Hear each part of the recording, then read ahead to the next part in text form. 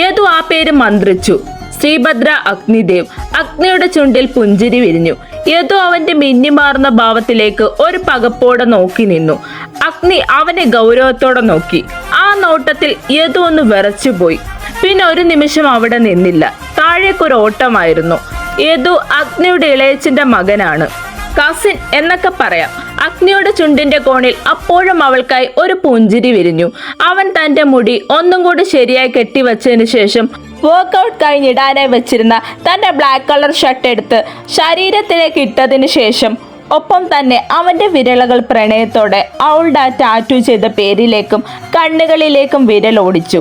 പിന്നെ താഴേക്ക് ഇറങ്ങി വന്നു. മുകളിൽ നിന്ന് ഓരോ പടികളായി ഓടിയിറങ്ങുന്നവനെ മുത്തശ്ശി ഒരു നിമിഷം നോക്കി നിന്നു. അവന്റെ മുഖത്ത് ഗൗരവം മാത്രം നിറഞ്ഞു നിന്നു. ഷർട്ട് അവന്റെ ശരീരത്തോട് ഒട്ടിച്ചേർന്നാണ് കിടക്കുന്നത്. ഒരു ബ്ലാക്ക് കളർ ഷർട്ടും ഗ്രേ കളർ പാൻറ്റുമാണ് വേഷം. അവൻ താഴേക്ക് വന്നതും അതുവരെ ഉണ്ടായിരുന്ന ശബ്ദങ്ങൾ നിലച്ചുപോയി. മുത്തശ്ശിക്ക് പുറമെ കുടുംബക്കാരെല്ലാം അവിടെ ഉണ്ടായിരുന്നു. തന്റെ കൊച്ചുമകന്റെ തലയെടുപ്പോടുള്ള ആ വരവ് ആ വൃദ്ധയിൽ അഭിമാനം കൊള്ളിക്കുന്നതായിരുന്നു. അവർ ഒരു നിമിഷം തന്റെ പാതി ഓർത്തുപോയി. ശരിക്കും അഗ്നിയെ പോലെ തന്നെയായിരുന്നു അയാൾ. അവൻ അതേ ഗൗരവത്തോടെ മുത്തശ്ശിയുടെ അടുത്ത് വന്ന് അവരുടെ മടിയിൽ കിടന്നു. അവൻ അങ്ങനെയാണ്. സന്തോഷമാണെങ്കിലും സങ്കടമാണെങ്കിലും ഗൗരവം മാത്രം നിറഞ്ഞു നിൽക്കും. പക്ഷെ തന്റെ പ്രണയത്തിന് മുന്നിലായിരിക്കണം അവൻ ആദ്യമായി പതറിയതും കരഞ്ഞതുമെന്ന് അവർ ഓർത്തുപോയി. മുത്തശ്ശി അവന്റെ മുടിയിൽ തന്റെ വിരലുകളാൽ പതിയെ തലോടി. ആ ചുളുങ്ങിയ വിരലുകൾ അവൻ കോർത്തു പിടിച്ച് അതിൽ ഉമ്മ വെച്ചുകൊണ്ട് അവൻ അവരോടായി ചോദിച്ചു, എന്താണ് ജാനകി മാഡത്തിന്റെ ഈ വരവിന്റെ ഉദ്ദേശം? അവൻ അവരെ നോക്കി ചോദിച്ചു. അവന്റെ ചുണ്ടിൽ ഒരു ചെറു ചിരി വിരിഞ്ഞ പോലെ അവർക്ക് തോന്നി. ചുറ്റും കൂടി നിന്നവരെ അവൻ നോക്കിയതേയില്ല. കുടുംബക്കാരായി വല്യച്ഛനും ചെറിയച്ഛനും അമ്മാവനും അവന്റെ അച്ഛനും അമ്മയും പിന്നെ യദുവും എല്ലാം സോഫയിൽ ഇരിപ്പുണ്ട്. പക്ഷെ അവന്റെ ചോദ്യം മുത്തശ്ശിയോടായിരുന്നു. അത് ദേവ, അത് പിന്നെ. അവരുടെ വാക്കുകൾ മുറിഞ്ഞു പോയി. മുത്തശ്ശിക്ക് എന്നോട് എന്ത് പറയാനുണ്ടെങ്കിലും അത് എന്നോട് പറയാനുള്ള എല്ലാ അവകാശവും എല്ലാ സ്വാതന്ത്ര്യവും ഉണ്ട്. എന്നോട് എന്ത് പറയാനുണ്ടെങ്കിലും അതെന്റെ മുഖത്ത് നോക്കി പറയണം. എനിക്ക് അതാണ് ഇഷ്ടം. അവൻ ഗൗരവം ഒട്ടും വിടാതെ പറഞ്ഞു. മുത്തശ്ശി ശ്വാസം ഒന്ന് ആഞ്ഞു വലിച്ചുകൊണ്ട് പറഞ്ഞു തുടങ്ങി. ദേവ, മോനും എനിക്കിപ്പം 27 വയസ്സ് കഴിഞ്ഞു. മോനും ഒരു ജീവിതമൊക്കെ വേണ്ടേ? ഞങ്ങൾക്കും ആഗ്രഹമില്ലേടാ. നമ്മുടെ രാജന്റെ മോളില് ആരു, മോൾക്ക് നിന്നെ ഇഷ്ടമാണ്. നമുക്ക് ഈ പ്രപ്പോസലായി മുന്നോട്ട് പോയാലോ? രാജൻ അഗ്നിയുടെ അമ്മാവനാണ്, അമ്മാവന്റെ മോളാണ്. പറഞ്ഞു വരുമ്പോൾ ആരാധി എന്ന ആരു മുറപ്പെണ്ണായി വരും. മുത്തശ്ശി ബാക്കി പറയാനായി തുടങ്ങിയതും മുന്നിലിരുന്ന ഫ്ലവേഴ്സ് നിലത്ത് പതിച്ചതും ഒരുമിച്ചായിരുന്നു. കണ്ടു നിന്നവർ ഒരു നിമിഷം ഭയന്നുപോയി. അവനെ ഒന്ന് എതിർക്കാൻ പോലും അവിടെ ആർക്കും കഴിഞ്ഞില്ല. അവന്റെ ദേഷ്യത്തിൽ ഒരു നിമിഷം അവിടെ നിന്നവർ നടുങ്ങിപ്പോയി.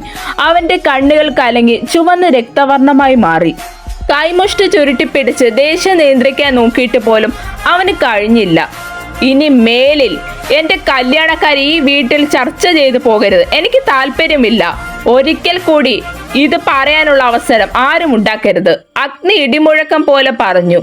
ഒന്ന് പേടിച്ചെങ്കിലും ദേവ, നീ തിരിച്ചു വരാത്ത ആ കൊച്ചിനെ ഓർത്ത് ഇനി എത്ര നാൾ? അവൾ മരിച്ച്. അവന്റെ അച്ഛൻ പറഞ്ഞു നിർത്താൻ അനുവദിക്കാതെ അവന്റെ ശബ്ദം പ്രകമ്പനം പോലെ അവിടെ മുഴങ്ങിയിരുന്നു. അവൾ ജീവനോടെ ഉണ്ട്. എന്റെ പെണ്ണ് ജീവിച്ചിരിപ്പുണ്ട്. എല്ലാവരിലും ഒരു ഞെട്ടൽ ഉളവാക്കി. ഈ അഗ്നിയിൽ ഒരു തരി ജീവനെങ്കിലും അവശേഷിക്കുന്നുണ്ടെങ്കിൽ അവൾ ജീവനോടെ എന്റെ നല്ല പാതിയെ എന്റെ കൂടെ തന്നെ കാണും. അല്ലാതെ വേറെ ഒരുത്തിയെങ്കിലും എന്റെ തലയെ കെട്ടിവെക്കാൻ നോക്കിയ.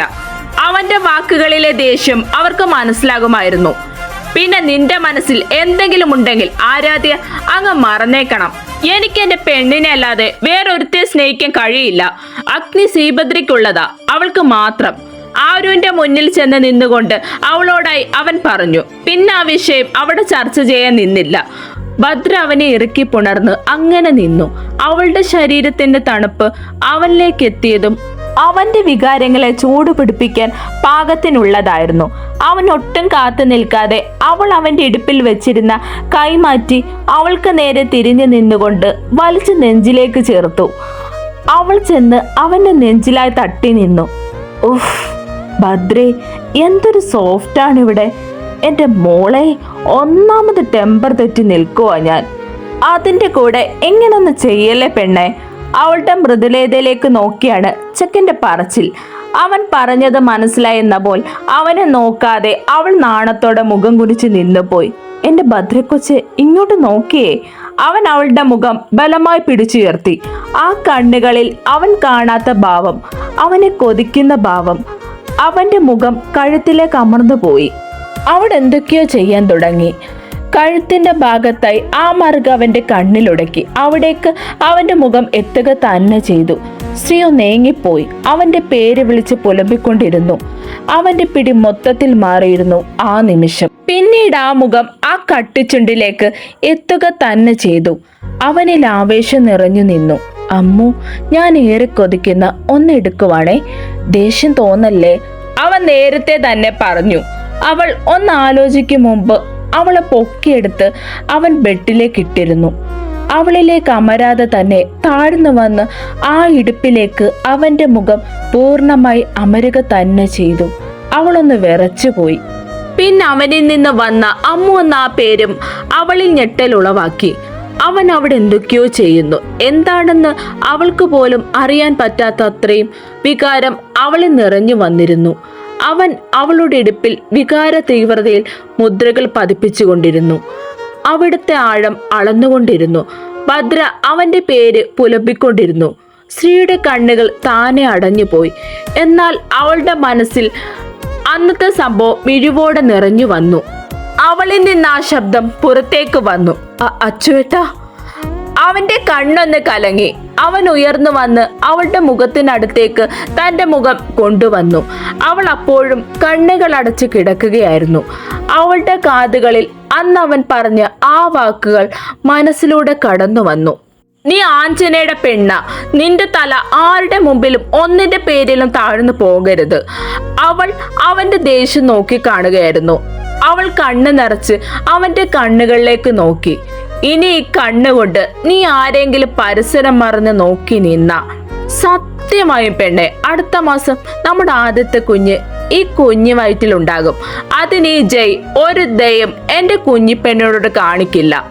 ഓർക്കവേ അവളൊന്ന് വിറച്ചു പോയി. നോ! അവൾക്ക് തല പൊട്ടുന്ന വേദന തോന്നി. മോളെ ശ്രീ, ഒന്നുമില്ലടാ, നീ ഇപ്പോ ഒന്നും ഓർക്കാൻ ശ്രമിക്കാതെ. അവൻ അവളെ ചേർത്ത് പിടിച്ചു കിടന്നു. ആ കരവലയത്തിൽ അവൾ അങ്ങനെ ഉറങ്ങിപ്പോയി. ഭദ്രയുടെ അവസ്ഥയ്ക്ക് മാറ്റം വരണം, എത്രയും പെട്ടെന്ന് എന്തെങ്കിലും ചെയ്യണം. അവൻ മനസ്സിൽ എന്തൊക്കെയോ കണക്ക് കൂട്ടി. അവളെ ചേർത്ത് പിടിച്ച് എന്തോ അവന്റെ കണ്ണ് നിറഞ്ഞുപോയി. അവളെ അങ്ങനെ ചേർത്ത് പിടിച്ച് അവൻ അങ്ങനെ ഉറക്കത്തിലേക്ക് വഴുതി വീണു. കുറച്ചു കഴിഞ്ഞതും ഡെവി വന്നിരുന്നു. ശ്രീയെ കട്ടിലേക്ക് കിടത്തി നന്നായി പുതപ്പിച്ച് അവൻ ചെന്ന് വാതിൽ തുറന്നു കൊടുത്തു. നീ പോയില്ലേ? കുറുമ്പോടെ ഡെവിയുടെ ചോദ്യത്തിന് കൂർപ്പിച്ചൊരു നോട്ടമാണ് ജയ് മറുപടിയായി കൊടുത്തത്.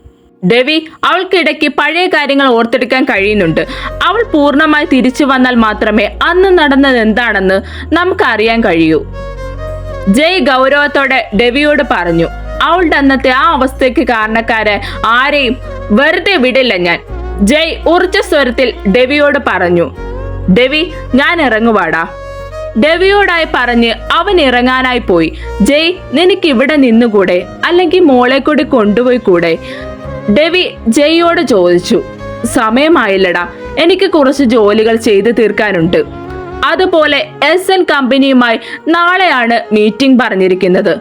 മെയിലും വന്നിരുന്നു. പിന്നെ ഫയലെല്ലാം ഓക്കെയാണ്. എങ്കിലും കുറച്ച് കാര്യങ്ങൾ കൂടി പഠിക്കാനുണ്ട്. പിന്നെ മംഗലത്തിൽ നിന്ന് ആ ഹരി വരും. വലിയ പ്രതീക്ഷയോടാണ് അവൻ വരുന്നത്. കോടികൾ വിലയുള്ള പ്രോജക്റ്റാണ്. പിന്നെ നമുക്കതിന്റെ ആവശ്യമില്ല. എങ്കിലും അവൻ അത് കിട്ടരുത്. അവൻ ഒരുപാട് ആഗ്രഹിച്ച ഒരു പ്രോജക്റ്റ് ആണത്. കിട്ടിയ മംഗലത്തെ ഗ്രൂപ്പ്സ് കുറച്ചുകൂടി ഉയരും. അത് വേണ്ട. അവൻ ഇവിടെ വന്ന് എന്റെ പെണ്ണിന്റെ മേലെ കൈ വെച്ചപ്പോഴേ ഞാൻ ഓങ്ങി വെച്ചതാ. ആദ്യം ശ്രീഹരിയിൽ നിന്ന് തന്നെ തുടങ്ങാം. അവളുടെ വലിയേട്ടനിൽ നിന്ന്. ഇപ്പൊ കൊടുക്കുന്നത് ചെറിയൊരു ഷോക്ക് മാത്രം.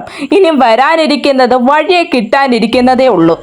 അവളുടെ വീട്ടിലെ ഒരെണ്ണത്തെ പോലും വെറുതെ വിടില്ല ഞാൻ. പിന്നെ ശ്രീജിത്ത് കൊല്ലാതെ കൊല്ലും. എന്റെ കൊച്ചിന് അവന് വേണം പോലും, സ്വന്തം പെങ്ങളായിട്ട് പോലും. പന്ന മോൻ.